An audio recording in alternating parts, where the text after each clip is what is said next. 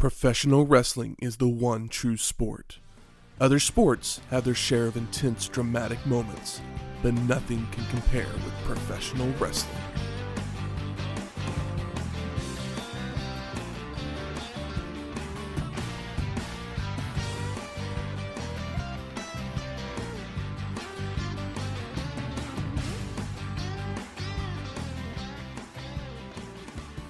Welcome to Wrestling History X, where three friends come together to talk about the stories behind the matches. I'm Matt. I'm wearing my best puka shells. And I am Prince. I am Shayna. Yes! Welcome to episode 298, Spring Stampede, 1998. The biggest. The baddest. No bull. Shit. Well, there might be bullshit, but... Trying to remember, was there a bull? There was some stage a dressing. Stage coach carriage. I remember seeing the big wagon wheels, did but it have horns? It probably did have horns because it had a bullwhip on it. Yeah. So I guess there was a bull. There's some wooden fences. Bales of hay. Yeah, out riding fences. Where's Terry Funk? Mm. Oh wait, on the better show. He's getting hung up on the side of a cage. Yeah. So this is the third annual Spring Stampede produced by WCW. It would take place on April 19th, 1998 from the Denver Coliseum in Denver, Colorado with an attendance of 7,428 people. Yep. Hitler's birthday. Oh, yeah? The day before 420. Oh, okay. Yeah. I don't really have anything else to say about April 19th or April 20th for that matter. It's also the day that Koresh was taken down in Waco. I don't remember which year. I think it was 96 or 97. 99 was the murder building. Yeah, it's definitely... Or Columbine. Oh, yeah. And then the murder building happened. Real building is post-Waco. It was before Columbine. And post-Waco. Yeah, so I think Waco was 94, the building was 95. Yeah. But all those things happened on April 19th. Waco informed the murder building bombing for sure. So lots of things that aren't very fun happened on April 19th. Yeah, for sure. A bunch of tragedies, domestic terrorism, government overreach. Truly one of my favorite person was born on April 19th, so... Your mom? No. Okay. My better half. Okay, that's good. Yeah. Happy birthday, Heather. That's right. But we are in Denver. So we are. Did you do what you do? I did. It's a WCW show, so you know what that means. Alcohol. Clinky clink. It's a requirement. Absolutely. Yes. Delicious, is what I'm saying. We are in Colorado, and I did what I do, and I jumped on Google and said, what do people in Colorado eat, drink? I know what they smoke, but what's some popular stuff? And I found some different sandwich options. One was a Denver omelet sandwich, and I just didn't feel like cooking in your kitchen. So I don't blame you. My kitchen's pretty clean, but... Had it been like an earlier show, I would have bought a Denver omelet from somewhere and thrown it on toast or something like that, or gone to one of the company restaurants and got one of their breakfast offerings. Everyone's had a Denver omelet. Exactly. There was nothing too special about it. So I continued on and found out that they've got this Palisade Peaches or something like that that's popular there, but we had apple pie last week, so there's no need for us to have, peach pie or a peach dessert or something like that. And then I looked up, and I want to say that I've made the cocktail before. That's their official signature drink, or one of their signature drinks, the Colorado Bulldog, which is your White Russian that has a splash of Coke added to it. Yeah, pretty good. Sounds weird, but... But then I found out that they have another signature cocktail that I didn't really do the research on. I just happened to see that, hey, this is a different cocktail that I didn't know was associated with Colorado. And it's known as the Snowball. Let's see here. It says, in a puzzling 50-state listicle yesterday, BuzzFeed announced that to the world that Colorado's signature cocktail is the Snowball, a fraternity house worthy mix. This drink is a combination of vodka, It called for Fresca, but as is typically the case when I'm trying to find something for this fucking podcast, I can only find half of what I need. And apparently nobody in Oklahoma City has Fresca. At least the 3 stores that I went to. So we substituted some Squirt instead. I mean, both underrated sodas. And then some lime juice. Yeah, just a couple ounces of vodka, a good hefty pour of Squirt or Fresca, and then I squeezed half a lime into each of our little drinks. Served them up in these little jars. Is Squirt also grapefruit soda? Yes. Okay. They're both delicious. And I never drink them, but yeah, they're so good. I see Fresca everywhere constantly until the day that I need it. It's like, when we go somewhere and like moon pies is the treat that's made in their state, Alabama or Georgia or one of those. Yeah, and it's like the most readily available. And then the day that I go to buy them, everybody else has cleared them out. Yeah. But yeah, it's simple, refreshing. Has its own little frosted color to it just by mixing the ingredients together. There's nothing added to it because I was trying to figure out how these things are going to make it look like a snowball, and it kind of gives it this Squirt's already slushy kind of color to it. Cloudy anyway. Yep. Yeah. I could drink about 4 of those. Yeah, it's really good. I mean, Squirt, underrated soda. I used to hate it growing up, but I think it's because my sister used to drink Diet Squirt. I don't understand the point of some of those. It's like Diet Mountain Dew. Caffeine free. What the hell? Caffeine free Mountain Dew makes no sense. No. I mean, I don't drink decaf coffee for a reason. But yeah, it's super tasty. Good on a hot day or a rainy day. Yeah, whatever the weather is like today. I don't know. I haven't been outside much. I think this is a cocktail for any day. Exactly. Yeah, and especially a day where you were discussing WCW. Take a snowball's chance in hell, so I got my snowball ready. Well, they have no chance in hell, guys. So wrong brand. I know. Soon to be the right owner. But well, something that would happen right around the same time as Spring Stampede, City of Angels would be released to theaters the weekend before. I mean, is this one of the last giant soundtracks? It wasn't really even a giant soundtrack. It just had 2 really big hits on it. Which were, of course, Iris, which is a wonderful song by Alanis Morissette, Uninvited. Oh, that's off of this. Yeah. I think there was a lame Eric Clapton song on it, too. It's possible. But, yeah. Have you guys seen this movie? Yes. I saw it in the theater, and then I rented it constantly. I used to have it on video. But, I mean, it's Meg Ryan, Nicolas Cage. Yeah. He's an angel who falls in love with a human. Yeah, I know the premise because I've seen the movie it's based on, that's what I was trying to remember. What that Wings of Desire. Okay. Which I like that movie a whole lot, but this I'm like, well, how do they turn that into a Meg Ryan, Nicolas Cage movie? Because Wings of Desire is kind of quiet and like a little, it's like black and white and arty. Like that's what they go for in this one. It's not your typical Meg Ryan rom-com. Oh, okay. This one has more of a dramatic feel to it. It's has a little. It's a little slower moving. Yeah, Wings of Desire is definitely a vibe movie. There's a lot of the sameness to it because like they keep the library part. I mean, that's one of the best scenes in Wings of Desire for sure. Yeah, I mean, it's a lot of it. There's Nicolas Cage just standing there talking to Andre Braugher for a good portion of it because they're both angels that are just kind of looking down on people. Yeah. And who plays the Peter Falk part in City of Angels? I don't think there is a Peter Falk. That's crazy. That I don't know. The Peter Falk part in City of Angels is so good. That's the best part of Wings of Desire. It's the Peter Falk. I just recently watched that movie and was just like, so good. No, that was not my thought process for Wings of Desire. I was pretty bored. But you like that moment. That moment was pretty good. Yeah. Yeah. I gotta look it up. It's been a while since I've watched this movie too. City of Angels. But it brought Goo Goo Dolls to an even higher level. Oh yeah, it took them to their highest. But yeah, I mean, for good reason, cast-wise, you've got Meg Ryan, Nicolas Cage, Andre Braugher, Dennis Franz. Those are the main big names. Looks like Nick Offerman played a construction worker in it. Yeah, I mean, Wings of Desire is not a movie that's full of like a huge cast. So I imagine this one probably doesn't have. It's like there's a lot of people in it, but it's because the premise of the movie is angels, just like watching humans.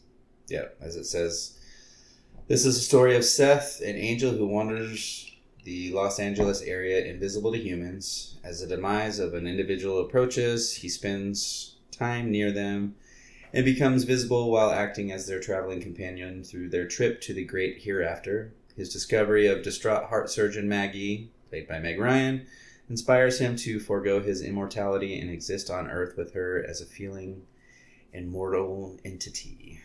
Yeah. I mean, there's many that say that this is Meg Ryan's best film. Oh, I agree. really? Oh, that's crazy. Because it was finally her acting. Oh, okay. You know, it And wasn't so her in a rom-com. It wasn't her playing like the like typical Meg Ryan, like kind of like spazzy America's Girlfriend. Yeah, this was her. You know, she was serious. She had gone through some hardships in the movie. I remember, if I remember right, but just it was a very un-Meg Ryan performance. What's the serial killer movie that she's in? Serial killer movie. I think with Benicio del Toro. It's the Jane Campion directed it. It's weird. Then I'm not sure. In that one, she played. That's later than this, but in that one, it's a weird part for her to play. It's got Kevin Bacon in it as well, but it was different. You know, she had done Courage Under Fire a year or two before, and now that was a rare Meg Ryan dramatic performance as opposed to her usual comedy rom-com situation. But I love those. Oh yeah, those three Nora Ephron movies. I mean, it's like you know, you watch Ace Ventura, Dumb and Dumber, and The Mask, and they're all great. But then you sit down and you watch Man in the Moon or Truman Show, The Truman Show, or the Majestic. No, the one where he wants to have his memory erased. Oh yeah, the one with fucking Kate Winslet. Yeah, but you know, you watch him in these comedy ones, and then you sit down and Eternal you see Sunshine of the Spotless Mind. Yeah. In the Cut is what you're thinking. Oh yeah. That's a weird Meg Ryan. I don't know if I've ever seen that one. It's weird. That's a good cast though. Yeah, great cast. I love Ruffalo, Jennifer Jason Leigh, Kevin Bacon, along with Meg Ryan. I love the director as well. It's not my favorite movie of hers, but you know, you said Jane Campion. That's right. Yeah. But it is a weirder Meg Ryan movie because it's one of the. That's why it stuck out, because it was like, oh, when you said, I assumed, I never really knew. I just had assumptions of what City of Angels was because I was a kid and this didn't really appeal to me. But knowing later on that and seeing Wings of Desire that it's based off of that, I'm like, how do you make that into this movie that was a pretty big hit? And see, I don't know if Wings of Desire ends the same way as City of Angels, but it definitely wasn't the ending that I saw for it, just because, again, I'm used to your typical Meg Ryan movie where it doesn't make you think afterwards. You just walk out of the theater smiling. Yeah. No, the endings are completely different. Are they? Okay. Yeah, because I think I know the ending of City of Angels. Because it's a sad ending for City of Angels, while Wings of Desire ends more on a upbeat, like looking to the future. Moment. I think it probably it focuses more on like the angel, and it's like, is this a decision that he wanted to make instead of the love story? Like the love story is there in Wings of Desire, but it's mostly about the angel. Yeah. It's what causes him to want to become human, but it's more about his journey than it is anything than the love story. I mean, Wim Wenders, who directed and wrote Wings of Desire, said that it was a well-done remake, and he was happy that they did their own thing with it. Basically. Yeah. Nice. So he was fine with it. Iris, I know everybody loves that song. That song made me hate the Goo Goo Dolls. It's so good. I understand it was overplayed. It was extremely overplayed. It is not the best song on their album. No, I don't think it's their best song, but it is a great song. But it is overplayed. It was overplayed. I was a huge fan of Name, and I loved a lot of the earlier Goo Goo Dolls stuff. But then Iris came out, and that's all anybody ever wanted to play, and that's what every radio station played. And I worked at Blockbuster when this movie was released, so they wanted to play that song constantly on the trailer tapes. I am with you. I didn't care for it. Hated it as much when it came out, and then as I got older and learned to appreciate the Goo Goo Dolls, because I'm a huge fan of the Replacements, and the Goo Goo Dolls is basically the Replacements for moms.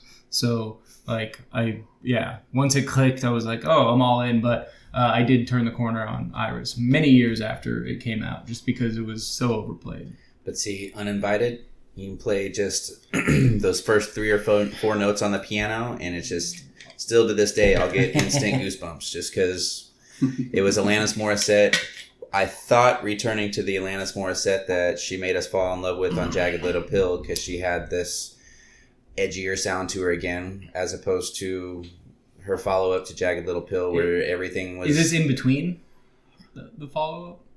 I'm trying to remember the timeline of it. I think it was after the second album. Yeah. It's better song than Thank You. Yeah. Because the second album it didn't hit the same way as Jagged Little Pill. And but then she did this one and it had that darker, edgier feel to it, where, you know, it made you feel something again instead of just reaching for the next button on the CD. Yeah, with the death of grunge, she didn't really find the next lane quite quick enough. Yeah.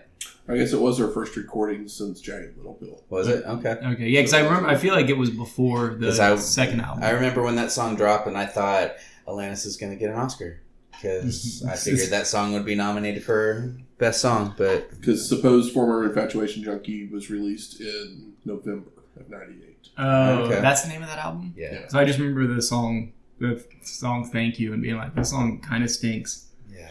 Yeah, because she looked into Buddhism and stuff like that. With the Buddhism. That's what she was showing in that music video. Because she was inspired by her trip to India. Oh, yeah. Oh, free Tibet. Oh, white women. Get your start. That's right. Well, let's talk some Spring Stampede.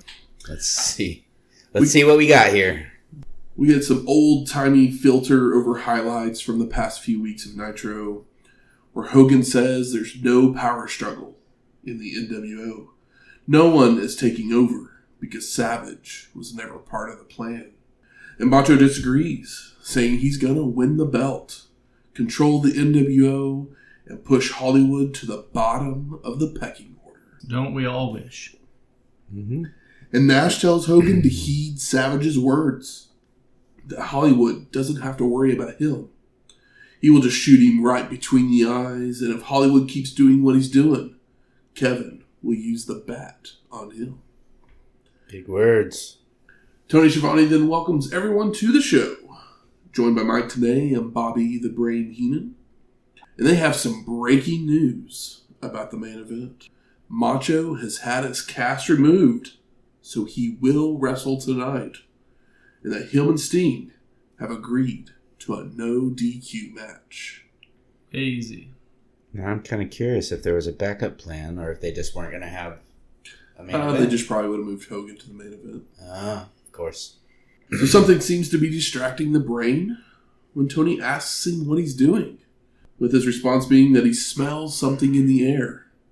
But it isn't spring.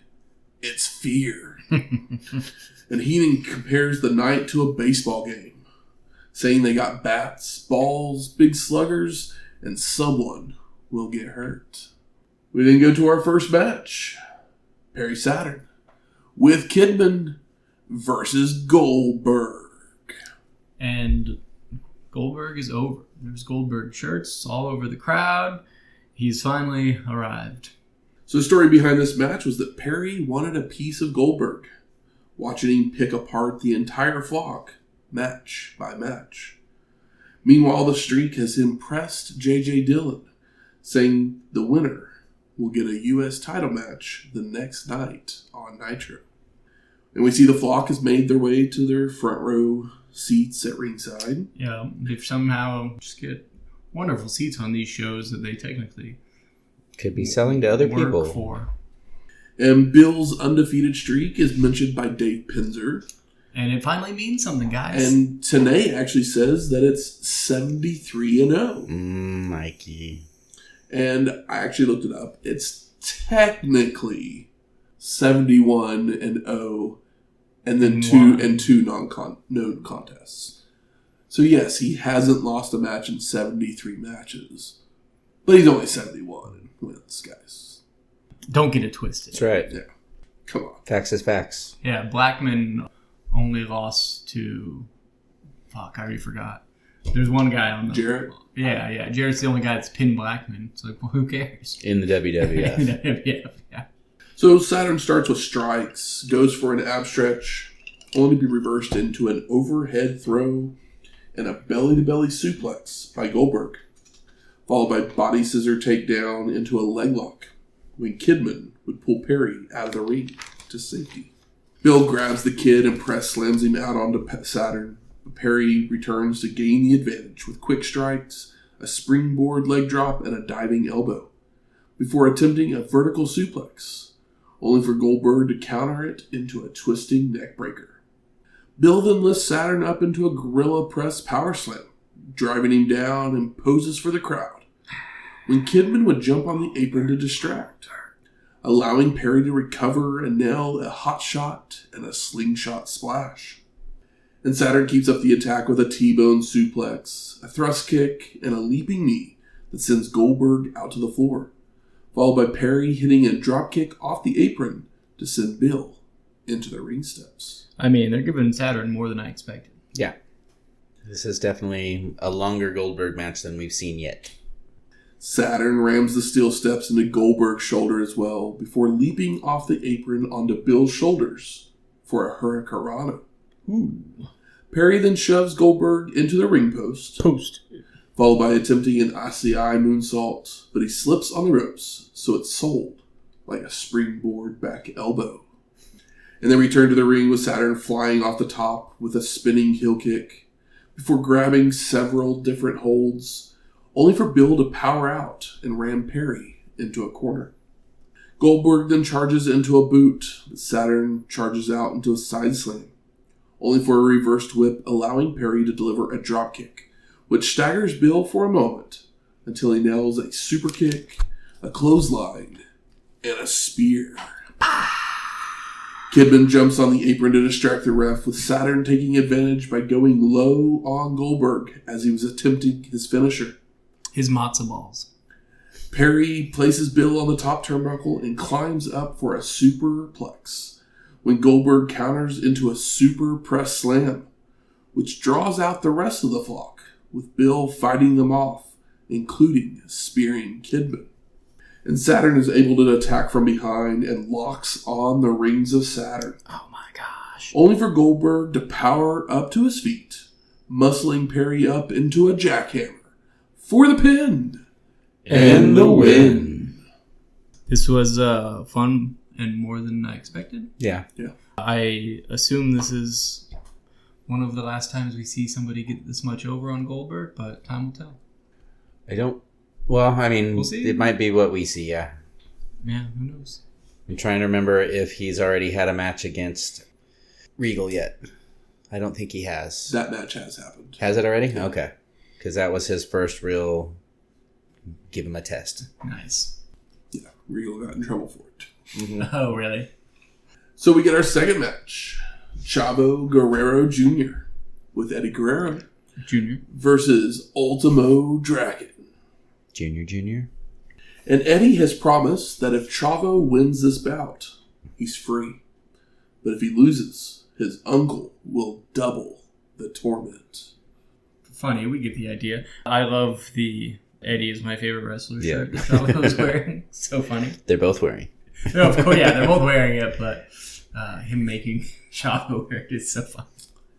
That shirt is available on ProWrestlingTees.com. Oh, Is it? wow. It's a really, I do love it. I love the, like, they pick a weird font, but it looks cheap, but in a good way. It's like a screenshot of an old video game or something like that. Yeah, like, for sure. Like a Castlevania type game. Yeah, I almost bought it for all three of us. When I saw the shirt, I was just like... No, as soon as you said that, I'm like, is there something hiding over there he's not telling us about? We gotta wait for a good sale. So Guerrero takes Ultimo to the mat, only to escape and answer with quick kicks, causing Eddie to hide his head under a towel as fans tell him that he sucks. Eddie sucks. Eddie sucks. And Dragon begins to cycle through his long list of submission holds with sleepers, chin locks, bow and arrow stretch, and a stump puller, as Eddie looks in the camera to tell his mother he's trying his best. And Chavo trips up Ultimo to apply an Indian deathlock, forcing Dragon to make the ropes to break it up, followed by Guerrero delivering a pair of head scissor takedowns and a dropkick for a 2 count. And Ultimo escapes a body scissors to lock in a camel clutch and a surfboard, releasing it to attempt a handspring back elbow. But Chavo catches him, so the two men fight over a waistlock, with Dragon going for an O'Connor roll, only for Guerrero to hold onto the ropes. Ultimo then drop toe holds Chavo before rolling him up with a law magistral for a near fall. But Guerrero responds with a clothesline for a 2 count. Chavo then goes for a back body drop, only for Dragon to flip over, landing on his feet and then jumping onto Guerrero's shoulders for a rana for a near fall. But Chavo rolls through as well for a 2 count. Turnbuckle smash in several corners by Ultimo, followed by taking Guerrero to the top, only to be knocked down, so Chavo stands up, but he's knocked down himself, causing Guerrero to crotch himself. Dragon then climbs up for a super rana, but he's elbowed away, before Chavo attempts to suplex Ultimo into the ring, but it's reversed, sending Guerrero crashing to the floor, where Dragon lands an Asai moonsault. What a combo. Eddie starts yelling at Chavo about the consequences if he loses, which seems to motivate the younger Guerrero, as he keeps Ultimo from getting back in the ring, followed by flying over the ropes with a tope con hilo. And then we turn to the ring where they trade clotheslines, chops, and kicks, when Ultimo gains the advantage to head up top for a crossbody, only for Chavo to drop kick him in midair. And Dragon's in a lot of pain, causing Guerrero to hesitate, which infuriates Eddie, demanding his nephew pounce on his opponent, and even slapping him. Chavo goes for a brainbuster, but Ultimo counters into a roll-up for a 2 count, before Guerrero connects on a second attempt, saying it was for Eddie, only for the uncle to complain about the stalling, as Chavo attempts a tornado DDT, which Dragon counters into a Dragon Sleeper for the submission and the win. Post-match, Eddie gets in the ring and he's yelling at his nephew, wanting to know what he has to do to get through to him, followed by slapping Chavo again, with him replying that he won't cheat to win. What kind of Guerrero are you? You won't cheat, you won't lie, probably won't even steal. And I'm also like, where would he have cheated in this? Mm-mm. Like, just don't pose. Like, just... Yeah. The thing where it's like, when he, like, turns to tell Eddie, he's like, is that enough? It's like, that's your downfall, brother. Yeah, don't worry about it. Just make the pin. Yeah. This one's for you. Diamond Dallas Page is in the WCWWrestling.com room with Lee Marshall and a new intern. And Lee asks about Goldberg, with DDP saying he isn't thinking about him, but he remembers the good times, as 1 year ago today, same show, but they weren't held exactly 1 year apart, he pinned Macho Man Randy Savage when no one believed he could do it. Page continues he will regain his stolen belt from Raven, with Marshall smiling and nodding as we go back to the arena. For our third match, the Crippler, Chris Benoit, versus Booker T for the WCW World Television Championship. But this time, with no time limit. TV titles typically have a time limit. That's right. As Tony lets us know that our competitors have fought to 2 time limit draws on TV, which are usually about 10 minutes. So WCW has decided to make this rematch with no time limit. And the 2 trade knockdowns, kicks, clotheslines, arm bars, side slams, until Benoit hits a front suplex onto the ropes, followed by a right hand that sends Booker crashing out to the guardrail. And our announcers are talking about how Booker T came in the Friday before to get used to the altitude. Since, we're in Denver, makes sense, mile high. Very smart. Only for Bobby to say the reason he showed up early was because he read his ticket wrong. He had one of them frequent flyer super savers, so he had to go at that time. because he gets a weekend raid on his room if he stays over a Sunday and a Monday and leaves on a Thursday before 6 p.m. Hey, he knows how to travel. Yeah. Saves money and, gets there early enough so that he can acclimate to the altitude. I truly believe that Bobby Heenan knows that from personal experience. It's just one of those lines that are just like, All right. what? I was like, okay. It's like, well, Tony just only spits hot air, so let me get a couple of jokes in. So back in the ring, the Crippler's in control with chops and a snap suplex for a 2 count, before a back suplex and heading up top for a diving headbutt. He makes the cover, but Booker gets a foot on the ropes. Benoit has a suplex reversed, only for the Crippler to retaliate with a back elbow, a backbreaker, and rolling Germans for a near fall. Benoit then sets Booker T on the top to deliver a super backplex, which hurts both men. But the Crippler finally crawls over to make a cover for a 2 count. And Booker reverses a whip, catching Benoit with a spine buster, followed by a leaping forearm, a flapjack, before spin-a-rooting up and goes for the axe kick, only for the Crippler to pull the ref in the way to take the blow. Ref bump. Benoit then takes Booker T down into the crossface for the submission. And no, the ref is still out. The Crippler goes to wake up Mickey J, helping him to his feet, when Booker would leap over the ref with a Harlem sidekick for the pin. And the win. Post-match, Benoit is angry, scowling at the ref, while other officials come out to help Mickey to the back. I mean, this was really fun. I love that Booker T is over. And the crowd really started to get behind Benoit as the match went on because it was a good and competitive match. Yeah. It was a fun ending. The leaping over the ref was perfect. Interesting. Absolutely. I mean, yeah. It was kind of finishes we deserve more often. Yes. So we go to our fourth match. The British Bulldog with Jim the Anvil Neidhart versus Curt Hennig with Rick Rude. And the story behind this match was that Curt and Rick had started handcuffing people to ropes and beating them, including Bulldog and Anvil.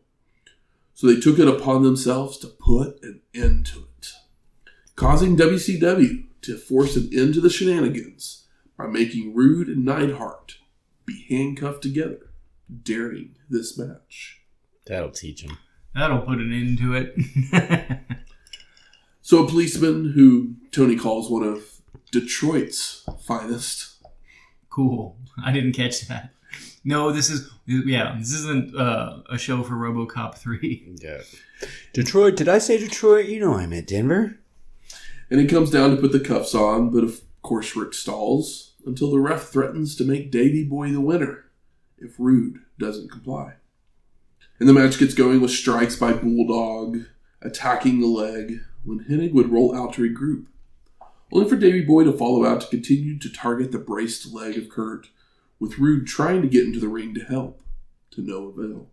He's handcuffed to Neidhart. Yeah, he's handcuffed to a boulder of a man. An Anvil. My God. Hennig with some desperation chops and elbows, but Bulldog's right back on the attack with multiple turnbuckle smashes before placing Curt into a sharpshooter, while there's some kind of commotion happening on the floor, where Anvil is choking a cop, allowing Rick to swipe the handcuff key, letting himself loose, followed by cuffing Neidhart to the ring post. But that's no cop. It's Vincent. No way. As if he didn't know him. As if Neidhart didn't work in the WWF at the same time. For almost the a $1 Million decade. Man was torturing Vincent on a weekly basis. Now back in the ring, for some reason, Davey Boy released the sharpshooter before Hennig slips out of the running power slam to throw Bulldog into the ring post, making the cover for the pin and the win. Post-match, Rude jumps in the ring to drop knees and right hands to Davey Boy, while the Anvil has grabbed the nightstick, only for Vincent to steal it back, tossing it into the ring, where Rick begins choking Bulldog with it, with Curt slapping him. Rude also chokes Neidhart before leaving to the back, while officials release the Anvil from the handcuffs. I mean, fans were hot, but Bulldog had a chance to make an important win that could have mattered now that he's moved over to WCW, because they already fucked up Curt Hennig's potential here in WCW. Like, if Bulldog could have got a clean win over him, obviously they don't want Bulldog to mean anything, but they're paying him, so they should try to, make a star out of him. He's been a upper mid-card star off and on throughout his entire career. At the beginning of the decade, he was main eventing their pay-per-views. Exactly. It's truly crazy that they would do him like this, but it's not that crazy because they did it to Hennig, doing it to Brett already, but it's like there's opportunity here, and to see it flubbed with like the dustiest and laziest of finishes is a true shame. And the crowd was into it, and after this, how could they possibly be into it? To like either man. Yeah. It's truly a waste of a paycheck that they're giving to 4 talented men, but 2 that could really mean something. So we go to our 5th match. Prince Iaukea versus Chris Jericho for the WCW Cruiserweight Championship. And all I could think was, when was the last time we saw Prince Iaukea? World War III, 97, okay. Episode 282.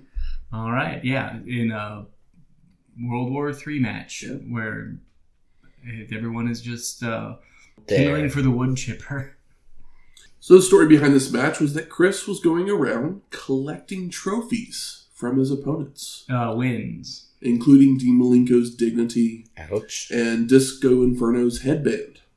When he would decide to read off all 1,004 holds that he knew, including the moss-covered 3-handled family credenza, which drew out the Prince. And Iaukea destroyed the list. Jericho would throw a tantrum over how high Iaukea had gotten a title shot, forcing him to even do a weigh-in because he thought the Prince was too heavy to be a cruiserweight. I mean, he's milking it, but we all kind of know where this is going. What's he going to take? Prince Iaukeia's toenails? His flowers. Oh, wait a second. Or his puka shells. Puka shells. There we go. The ones that I'm rocking wonderfully at the moment. So Chris would have a mic with him on his way to the ring, saying he wants the fans to want him. Oh, yeah, we all like Cheap Trick, Chris. Chill. And here in Denver, there are always thousands of Jericho-holics screaming his name before dedicating this match to Dean Malenko. And Chris says that Dean resides in the Where Are They Now files. Damn. While Heenan claims he spotted Malenko in Florida, holding a sign that said, "We'll wrestle for food." Really shitting all over one of my favorites. Mm-hmm. And I don't appreciate it. So the match gets going with Iaukea taking control, shoulder blocks, arm locks, headlocks, clotheslines, and a dropkick before throwing Jericho over the ropes. But Chris skins the cat, only for the Prince to hit another dropkick that knocks Jericho out to the floor. Iaukea leaps off the apron with a cannonball to keep up the attack, followed by returning to the ring for more headlocks, until Chris retaliates with strikes and a vertical suplex. It's no wonder Prince Iaukea never made it. It's move, side headlock, move, side headlock, move, side headlock. Side headlock. These are the basics, brother. We gotta string something else together. Jericho blows a kiss to the crowd and makes a cocky pin for a 2 count before heading up top, only to fly off right into the feet of the Prince, who fires up with chops, a fireman's carry, and a springboard somersault plancha. There we go. For an air fall. Iaukea leaps to the shoulders of Chris, going for a victory roll, only for Jericho to counter it into a lion tamer, with the Prince crawling his way to the ropes. I mean, that's a good spot. Hops on the shoulders, drops him forward, keeps a handle of the legs. Chris continues with chops and a flying sunset flip, but the Prince drops down on the shoulders for a 2 count. Iaukea goes to the top, where Jericho meets him for the 2 to tussle, only for them to lose their balance, sending them both crashing to the floor, which seems to have hurt Chris's knee. Uh-oh. Now back in the ring, the two men are slapping each other when Chris would go for a wheelbarrow suplex, but it's countered into a roll-up for a 2 count, followed by a DDT that's reversed into a bridging Northern Lights suplex for the pin. And no, Jericho grabs hold of the ropes. And they fight their way atop the turnbuckle once more when the Prince would hit a back elbow, knocking Chris down before flying off with a sunset flip. But Jericho rolls through to lock in the Lion Tamer again for the submission and the win. Post-match, Chris cries tears of joy, having the ref raise his arm multiple times when he spots Iaukea Malo putting it on and calling it a mahi-mahi. Yeah, it's like the Hawaiian skirt looking thing. As his new trophy. Yeah, it was his trophy. I was just thinking, when you said Tuda Tussle, what if we got like a 80s wrestling Brokeback Mountain called Tuda Tussle? Just a secret gay romance. Save it for Chuck and Billy. In the locker room.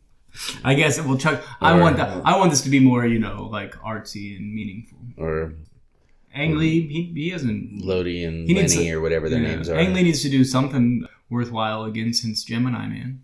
This could be his way in, back into America's Heart. Raven is backstage in the WCWWrestling.com room, with Lee Marshall calling him out for not being the real U.S. champ, even as Raven sits there with the belt. He's a thief.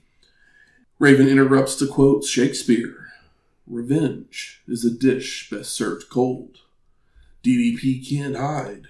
He will feel the ebb and flow." Quote the Raven, nevermore. He actually doesn't say that. He doesn't? No. Oh, wow. They cut away before he says it. Even the camera was over him. Yep. So we go to our 6th match. Scott Steiner and Buff Bagwell versus Rick Steiner and Lex Luger with Ted DiBiase. And Buff comes out with his hand all wrapped up with tape, making his way to the ring to take the mic, saying this match is canceled. Now he realizes he did dress to wrestle, but his lawyers told him not to do it. Because J.J. Dillon has said no one should wrestle without a doctor's release, causing Scott to be really mad that he can't wrestle his brother. He's really mad, guys. Yeah. Mm-hmm. Been waiting for this. Dillon and Mean Gene make their way to the ring with JJ saying Bagwell is correct. He does need a doctor's note. Thankfully, we have a doctor here, inviting out Dr. Michael Chappello to make an examination. And the doc starts to remove the tape when Dillon would get a little too close. So an angry Buff grabs at JJ with his bad hand. Oh, how many times have we seen it? Exposing the ruse. All buff and no brains. So Rick charges the ring and Bagwell attacks him while Scott bells to the floor where Luger meets him there to brawl. And Scott's tossed into a guardrail by Lex. Buff's caught for a power slam and a Steiner line by Rick, followed by Scott slamming Luger's head into the ring steps, allowing him to make it back in the ring to attack Rick. And the NWO take turns with snapmares, chin locks, and punches on Rick, with Bagwell remembering to sell his bad hand before chokes on the ropes, until Buff is backdropped with Rick making the crawl for the hot tag. Lex cleans house with clotheslines and a running forearm, picks up Bagwell for the torture rack, only for Scott to make the save and hold Luger for Buff. But Rick makes the save with a Steiner line to Bagwell, followed by turning his attention to Scott, who just takes off running to the back. Rick gives chase, leaving Lex and Buff alone in the ring, when Bagwell would slam him down and head up top for a blockbuster, only for Rick to make it back to the ring to shove Buff off, allowing Luger to pick him up into the torture rack for the submission and the win. Steiner didn't come back. Scott Steiner, that is. Scott did not come back. We go to Mean Gene on the stage area where he plugs the hotline, saying he spotted someone backstage, meaning an NWO member will return soon. Who can it be? I mean, I assume it's Scott. I mean, he's the only one anybody would give a shit about. He's been in rehab. So. That's right. He won the, whatever it was, World War III, and now he's in rehab. Yeah, for sure. Special added match. So we go to our 7th match. La Parka versus Psychosis. Chairman of the board, y'all. Mm-hmm. Parka does some dancing before and after the two trade chops and leapfrogs.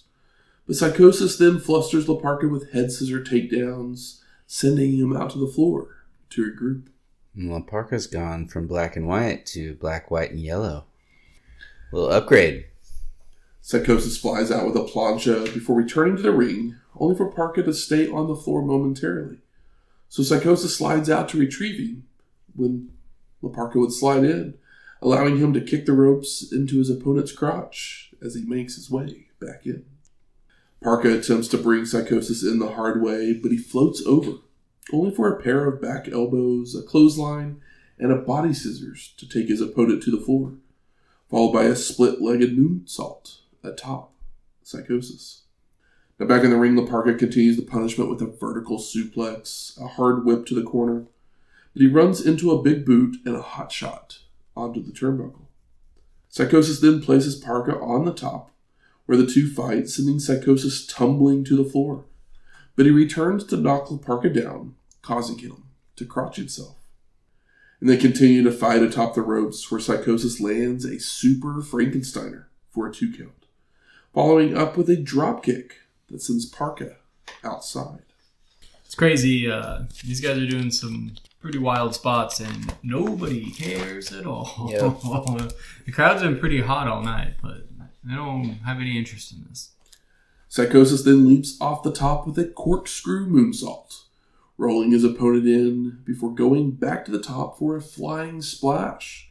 But Parka moves and makes a cover, only to pull Psychosis up. La Parka then nails an Alabama slam, making a cover. But he pulls him up again to attempt a powerbomb, only for Psychosis to counter it into a hurricanrana for a near fall. Parka answers with a kick to the face and poses on the ropes, allowing Psychosis to drop kicking from behind, sending La Parka to be tangled up in the ropes in a prone hanging position, followed by leaping off the top with a guillotine leg drop for the pin and the win. La Parka is a boob. Yeah, don't pull the dude up. You had him beat. And the dancing thing, it's just like, yeah. It's like Psychosis had his moments of like starting to get over, but he's kind of gone away for a while. But La Parka's, he's like, what if I hit people with a chair sometimes, and that'll be my gimmick, and maybe sometimes I'll dance, and he Sometimes I'll do both. Yeah, I'll dance on a chair. He's just a boob, and nobody cares about him. And I like La Parka too, but I'm saying in this moment in time, here in 1998, in this year of our Lord 1998. L.A. Park, yeah. I don't think La Parka's a bad wrestler. I'm just saying. So the ring crew begins to set up for the next match. So our announcers fill the time by Tony singing the praises of Denver's sports teams, but Heenan dumps on the Nuggets. Like the Lions? That was a Detroit joke. Sorry. Before they move into talking about our main event, with the brain comparing Savage to a wounded animal, and that makes him dangerous. They then turn their attention to our next match, with Shivani asking for strategies in a bat match, with Bobby talking about the friction between Hogan and Nash, but does point out that it might all be a ruse. You never know about those NWO guys. Yep. So we get our 8th match, Kevin Nash and Hollywood Hogan versus Roddy Piper and the Giant in a baseball bat on a pole match. Yep. They say with Eric Bischoff, but Eric Bischoff doesn't come out, and it's about time. He probably knew that he was a little overexposed at this point. Is this our very first on a pole match? No. We had one already? Well, didn't we? We had a flag on a pole. Oh, that's right. Yeah, but we also didn't we have the We've had a couple of these. Sting and the Wheel of Doom. Wasn't there something on a pole in that match? Yeah, that was the coal miner's glove. Coal miner's glove. Okay. Yeah, that was. We've had some on the pole matches. Yeah, and we felt it every time. So the story behind this match was that Roddy was brought in as a consultant on NWO issues, with his first proclamation being a baseball bat ban. Which I'm like, wasn't Sting the one with the baseball bat? Yeah, but the baseball bat's over, and so Hogan thinks it might help. Meanwhile, all is not well in the NWO, where Hogan and Nash are at each other's throats, as Kevin accused Hollywood of running 6 out of the company. Oh, you got rid of his little buddy. The two would team together, but always ended in scuffles. Nash would even receive a title match versus Sting, but Hogan would ruin that for him as well. So Kevin said he might just use the bat on Hollywood instead of his opponents. And the rules of this match are that the first person to retrieve the bat can use it for their team. And of course, as with most pole matches, it is way the fuck up there.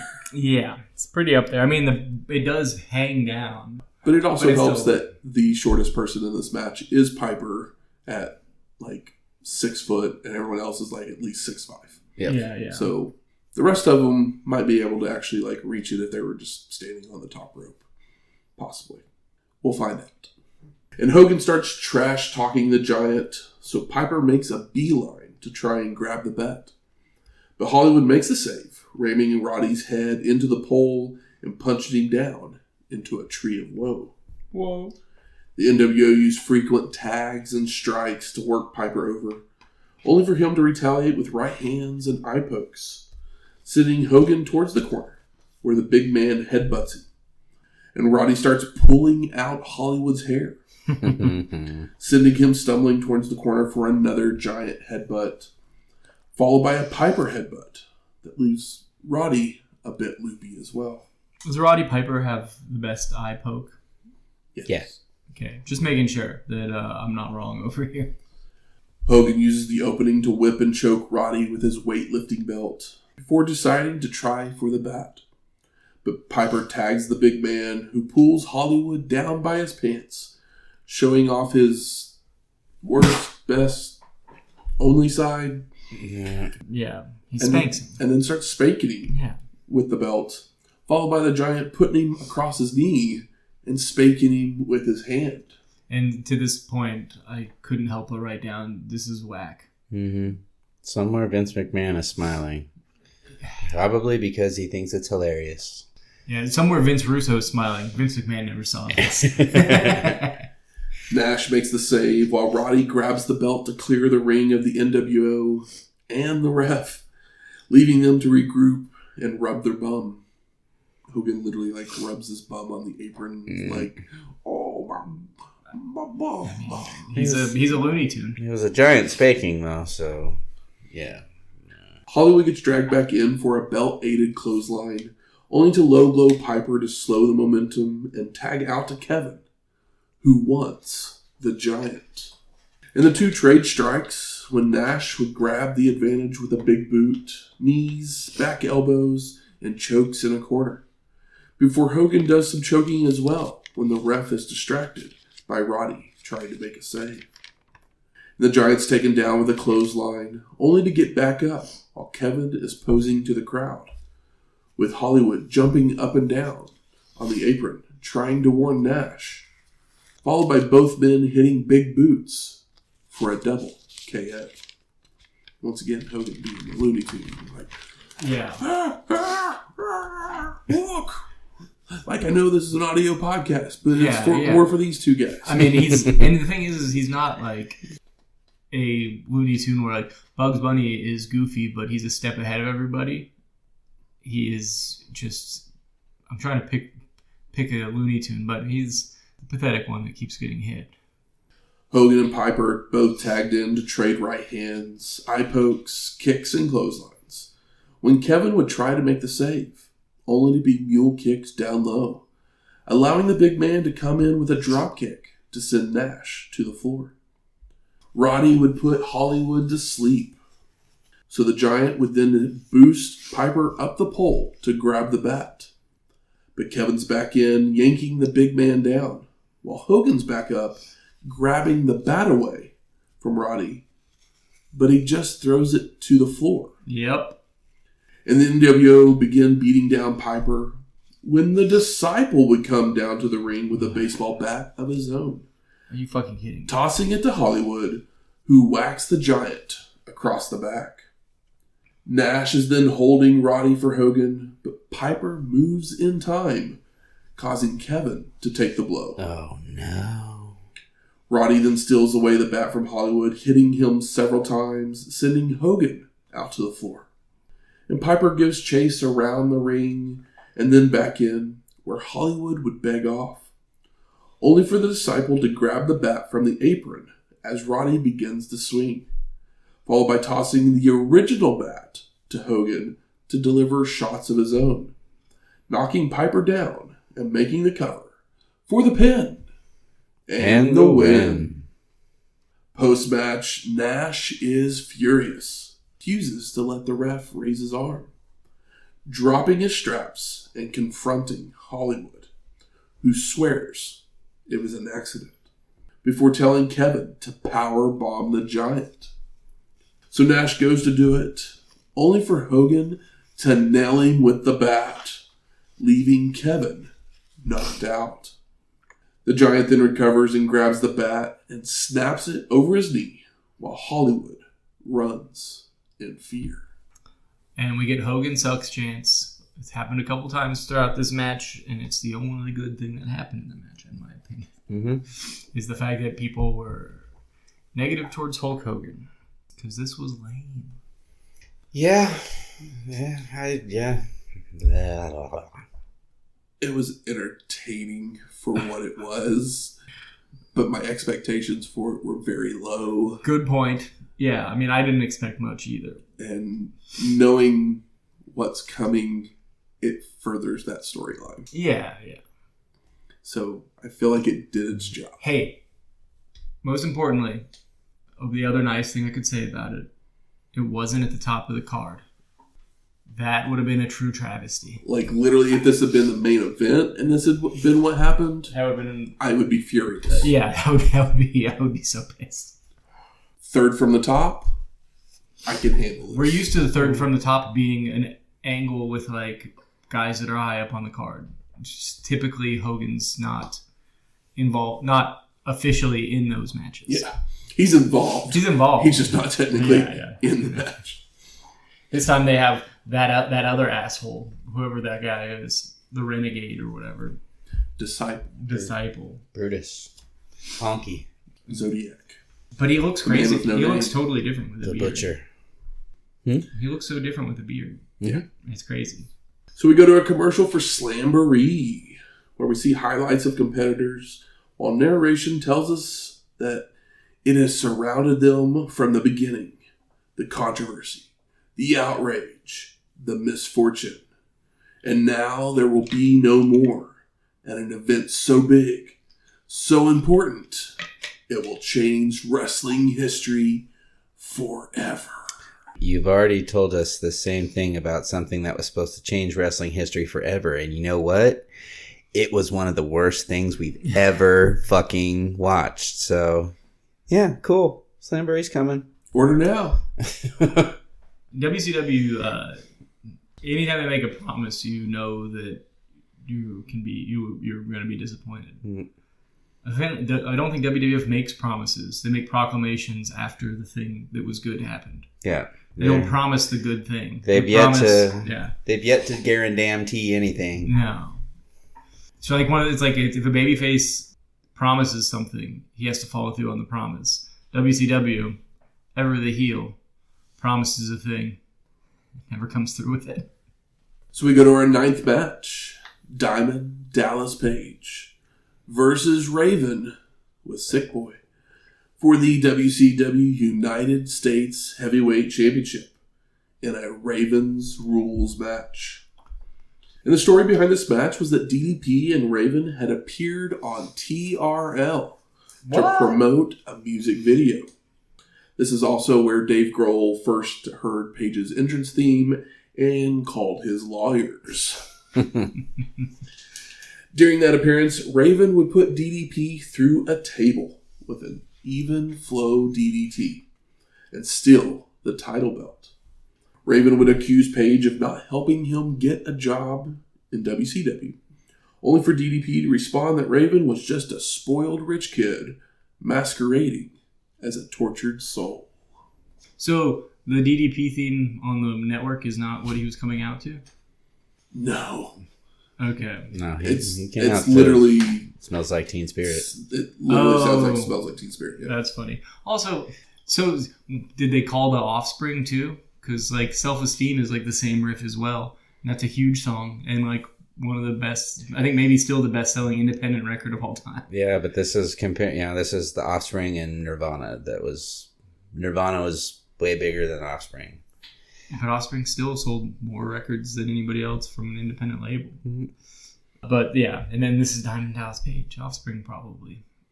I mean, I don't know. I feel like they made a lot of money. I mean, I don't like Offspring at all. I'm not caping for him. But I do think it's lame when people sue people. I mean, what's Raven's WCW? Is Raven's WCW theme the Offspring thing? No. I was just saying that the Offspring riff and the Smells Like Teen Spirit riff are the same thing too.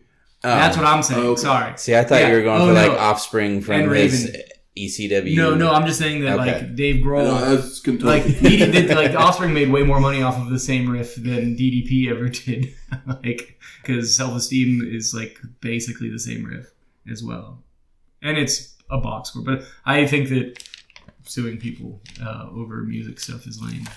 It's just a personal thing for me. Yeah. So I got a little heated. So the champion technically came out first. Foreshadowing. I sure felt it. But Raven has the stolen belt. Also, the winner of this bout, remember, they're going to face Goldberg the next night on Nitro. To telegraphing much? So Sick Boy doesn't actually come out with Raven, but he does jump the railing to hold Page, allowing the tortured soul to jumping to begin. You don't have to walk out with him if you're not allowed in the locker room. Just sitting in the ringside.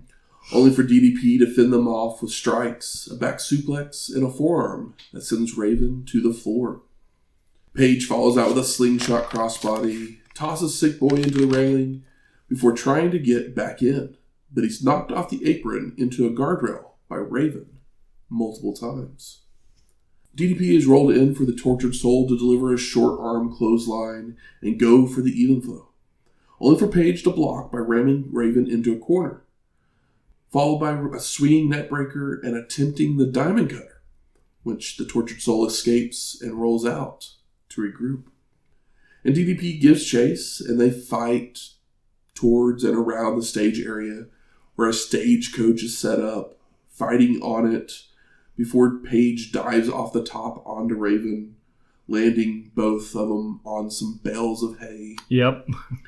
The punishment continues as DDP whips Raven into wooden fences and wagon wheels, using trash cans and suplexing him onto the WCWWrestling.com table. Barely. Which I was like, what a weird place to have that table at. Yeah.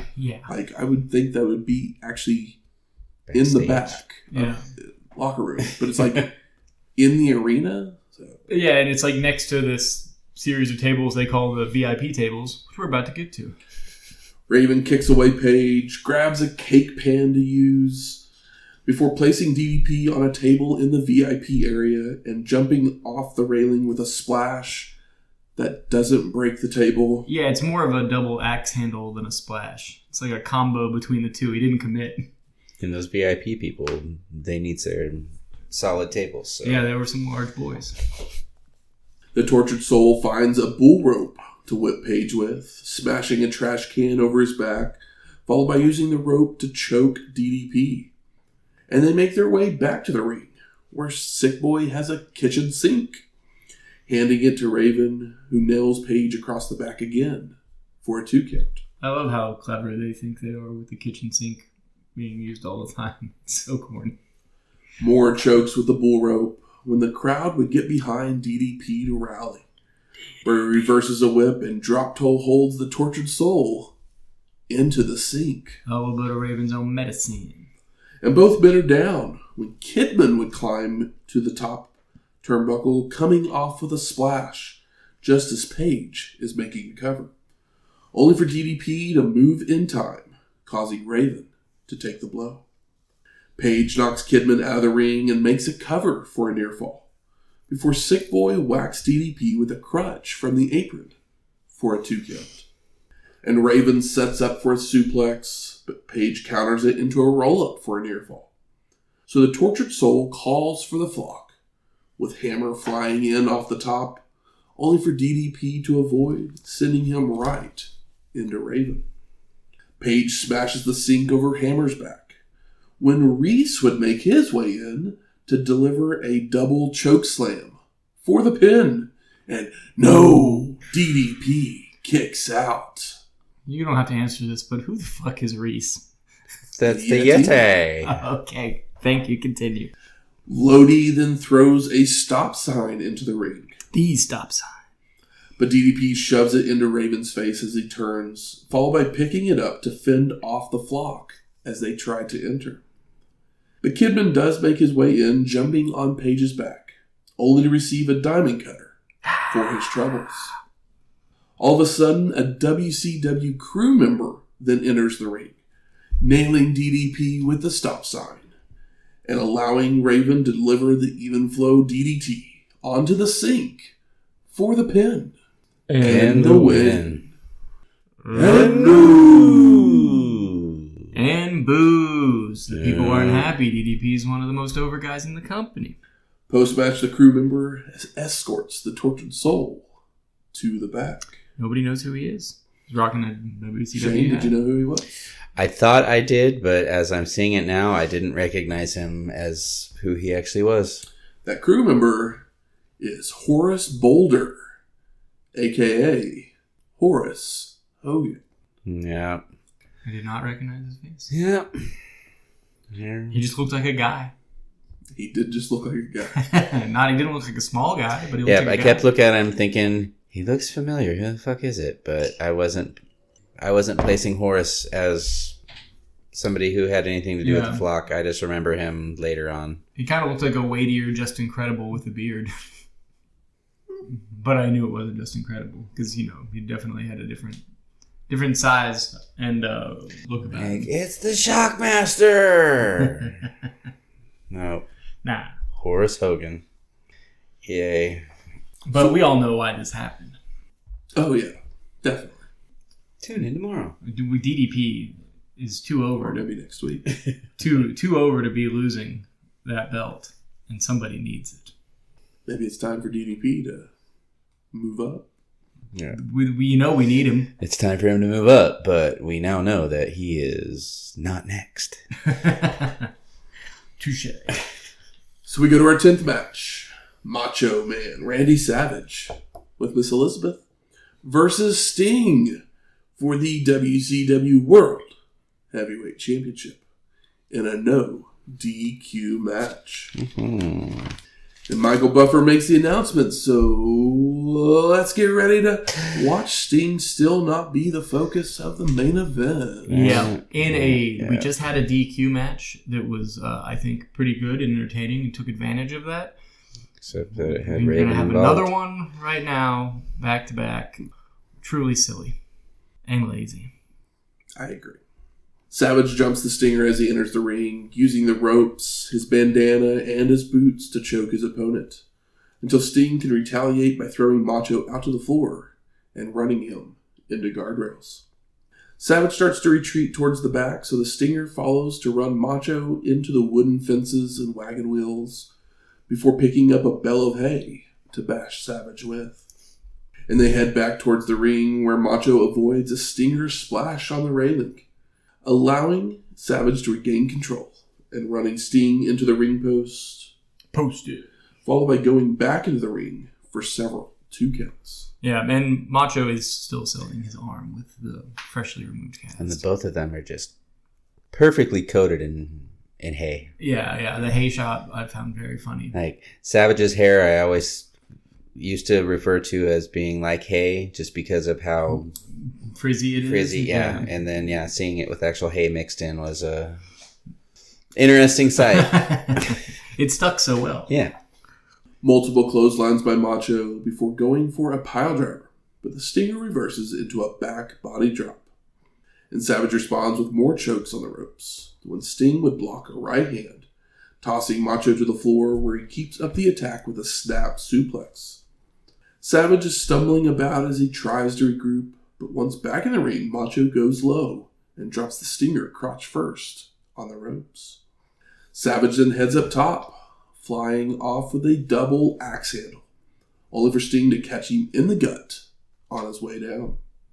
Stinger goes for a splash when Macho would pull the ref into the corner. Ref bump. But Sting stops in time, only to then be shoved into Charles Robinson anyway to knock the ref out. Ref bump. There you go. Savage nails a pile driver, but the Stinger no-sells it as Macho climbs the turnbuckles. So Liz enters the ring with a chair, whacking him across the back, only to be no-sold as well. Oh no. Sting then blocks and knocks Savage back into a corner. Goes for the Stinger splash once more, but again Macho avoids, only to put Miss Elizabeth in harm's way, causing her to be squashed. No. And officials come out to help Liz to the back while Savage is using a chair on Sting before setting the steel under the head of the Stinger and heading up top.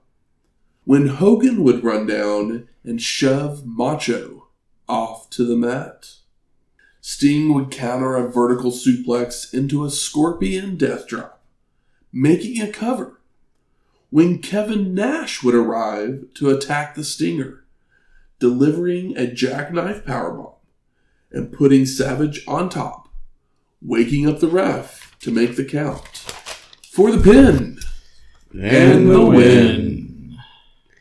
And new! As the people will throw shit into the ring because they don't like it. Robinson got hit in the head quickly. Yep.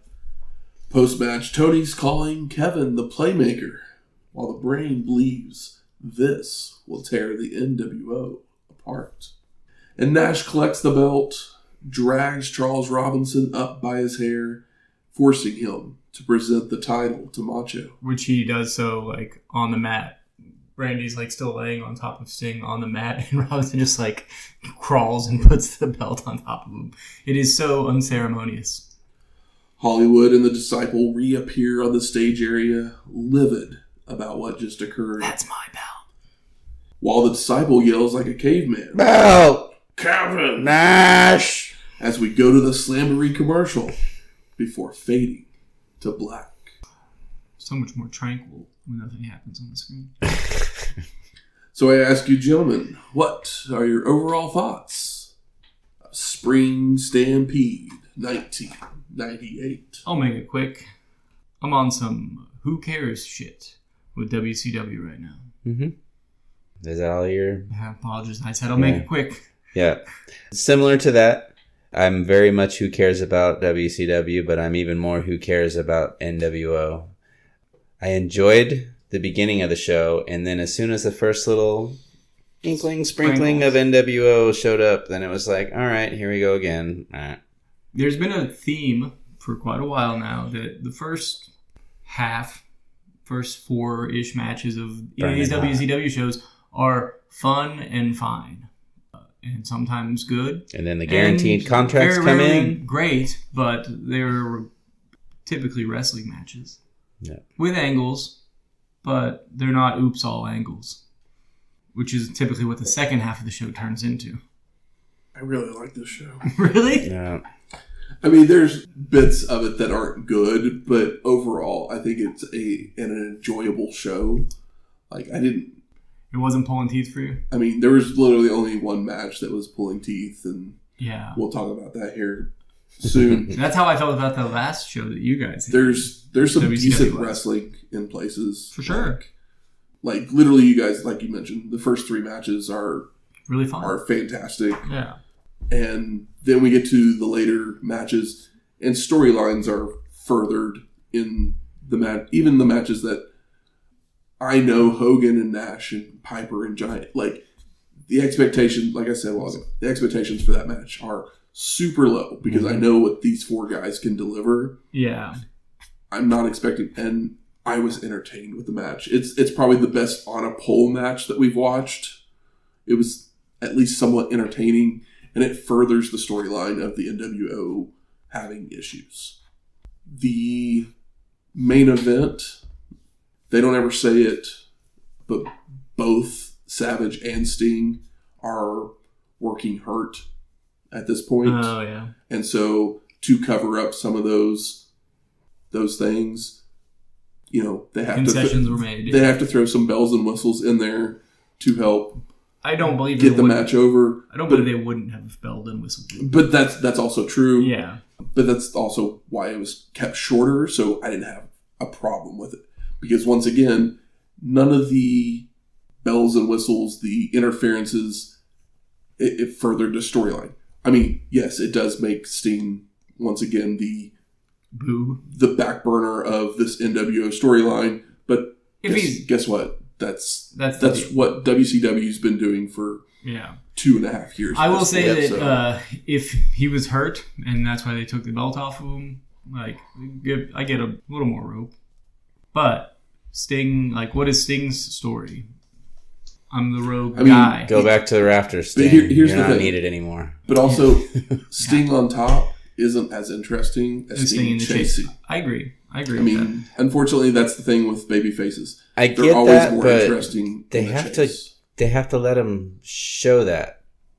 I mean, because he wins the belt in an unceremonious fashion. We have this limbo. I mean, I completely agree with that. Yeah. Loses the belt in an unceremonious I don't get it. fashion.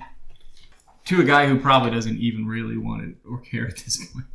And I love Randy, but he knows the pecking order. And he knows that this is a means to an end. He's got the knee brace now. He knows he don't have much left.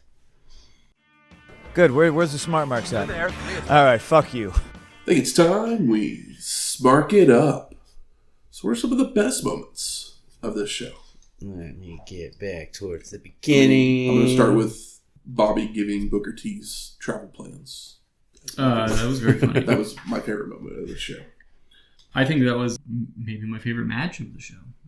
Literally, it's up there. I really enjoyed Saturn and Goldberg. I thought that was great, I too. thought both of them had their working boots on. That one was a surprise, too, because I just didn't really expect it to go as long or for Saturn to get as much as he did. And I didn't expect it to be as smooth as it was. Not that it was the smoothest match, but considering Goldberg is an action figure, he was pretty nimble here. Yep.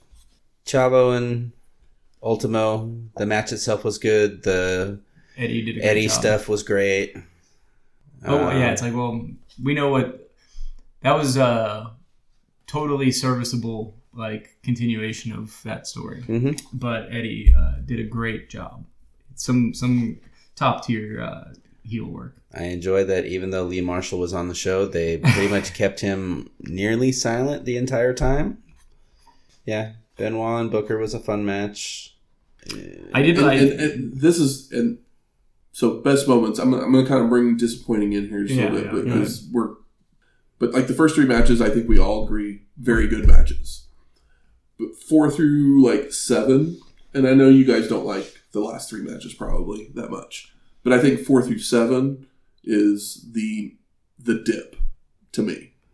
Like the last 3 matches to me were great for what they were. I mean, their storytelling, for the most part. Yeah. The issue we have with it is that we're kind of over the stories. There's a lot of it, and just over the guys. Like, the stories I'd be okay with if we got some new characters. Because... Sorry, buddy. We've seen too much... Well, we'll save that for the bad stuff. Yeah. Yeah, I mean, Jericho's in 4 through 7, but... I like his continuing his. I mean, shithead. he's good. Yeah. Prince Iaukea is not good. Yeah. No. It was character work. He's still. They just needed somebody somebody that people might remember for Chris Jericho to beat on paper. Yeah. So I mean, we're holding off to get to Dean Malenko at some point. Yeah. Yeah. I really did like the Page and Raven match. I thought it was fun. I mean, believe me, I was like, you guys probably aren't gonna like this match because it's Raven. But no, I did like that match a lot. I really like that match. That was one of my other favorites, probably. Like, I enjoy the stuff with Raven when he's actually wrestling. It's when it gets to that morose flock, nest, NWO effect thing where it's all right. We've seen the same shit. It's just, and I think the nest was 14 people interfering in a match so that Raven. I felt like it was used well. Yeah, because this way DDP losing. Well, he doesn't look weak. He doesn't look weak in a loss. Yeah, no, he didn't lose anything from this. No. And it's a good thing because we know who's going to lose something from this, and it won't be DDP. Correct. Because they telegraphed the hell out of this. Fully into most disappointing, Hennig and Bulldog. Mm-hmm. That was like tough stuff. That match literally was only 5 minutes. That was the longest 5 minutes. Because I was just like, what are we doing here? And then like the cop thing, and then it was Vincent. The camera work on this show was also pretty bad, just throughout the whole show. But in that match, especially in that match, yeah. And it's like we know he knows who Vincent is. Yeah, he knew who Vincent was before any of these people in WCW knew who he was. So should the announcers know who Vincent is? Like, it's obvious that it's Vincent. Like, what are you talking about? And he does look like a cop. He would be a great cop on a television show, but not in the arena where everybody knows that there's like 3 black guys on the show, and one of them is the bald one that was on like WWF for a decade, prominently used regularly. It's just funny. It's like Vincent's not that indescript looking of a man. Yep. Now I'm looking at match number 4 with Bulldog, Anvil, and Rick Rude, and my thoughts are: so are you proud of your decision? Do you think it was wise to leave and come over here? Because this is what you got. I mean, they might be getting paid more. Well, I'm sure they probably are, because... And none of them are in the... Stick it to the man. But none of them are, like, they're all, like, later into their careers, where it's like... Yeah. But, well, I can't... Hennig is at the point where he's probably nearing the end. Obviously, Rude is... over. Done. I mean, he's, But Bulldog was still in that... He could be a contender.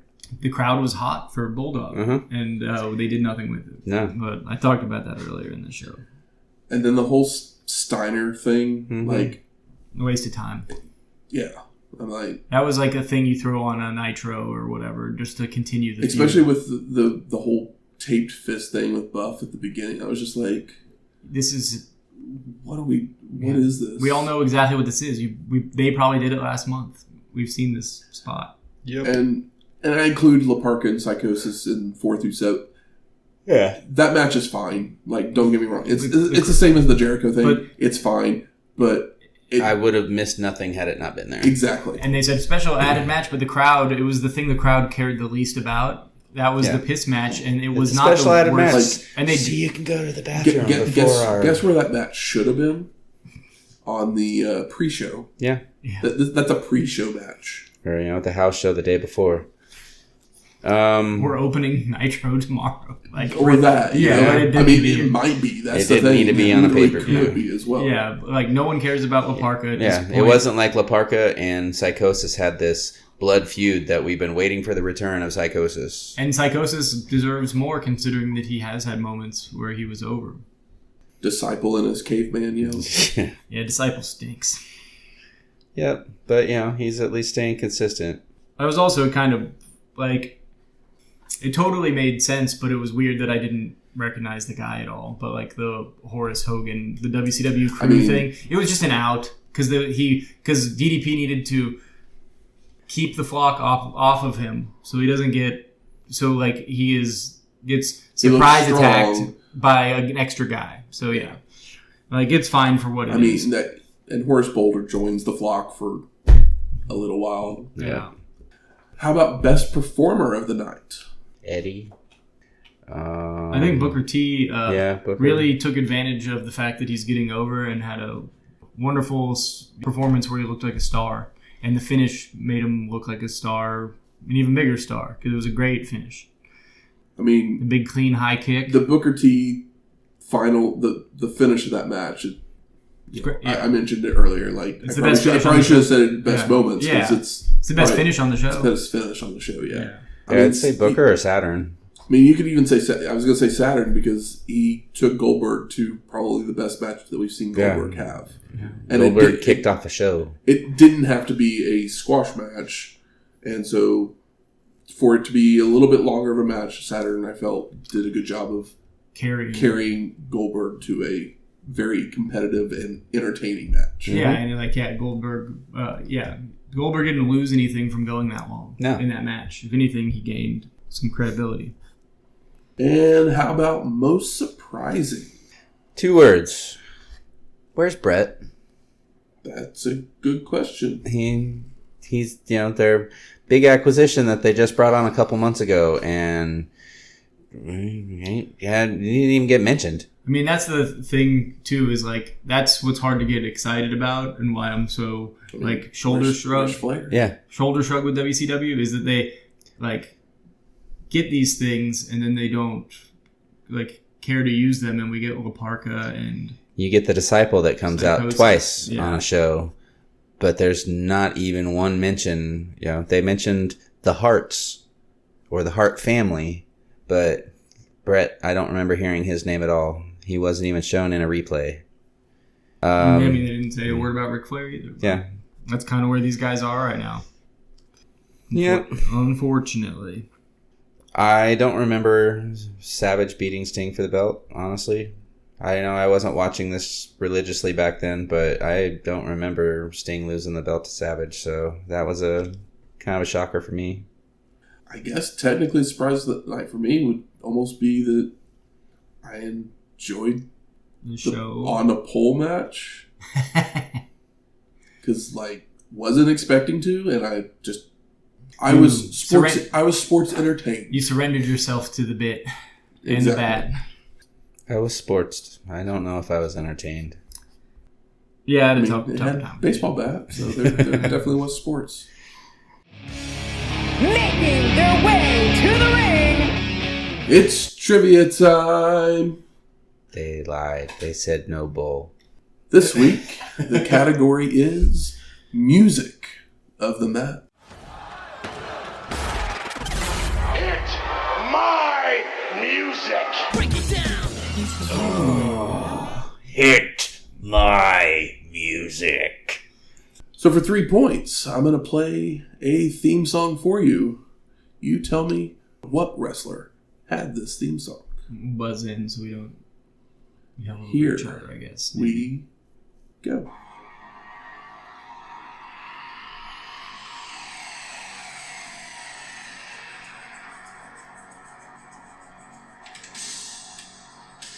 Long intro.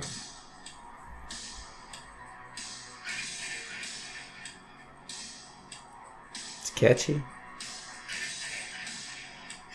What is this?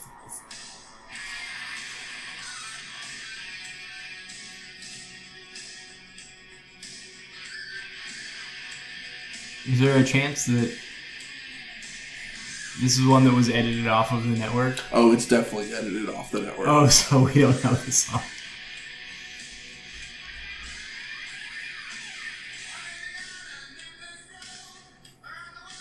I know the artist.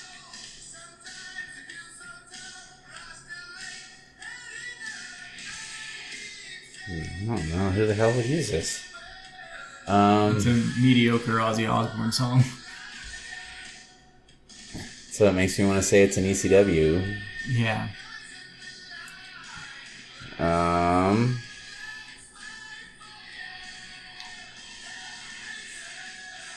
Hellraiser.